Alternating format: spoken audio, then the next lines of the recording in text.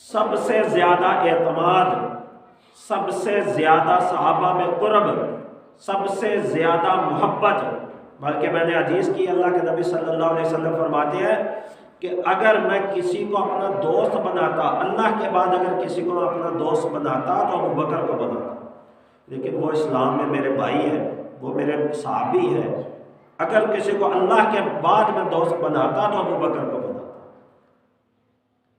حضرت عمر بن عاص رضی اللہ تعالیٰ عنہ روایت کرتے ہیں کہ میری ایک لشکر کے ساتھ حضور نے روانگی کی، مجھے ایک لشکر کے ساتھ بھیجا، جب میں واپس آیا تو میں نے اللہ کے نبی سے پوچھا کہ یا رسول اللہ آپ کو سب سے زیادہ محبوب کون ہے؟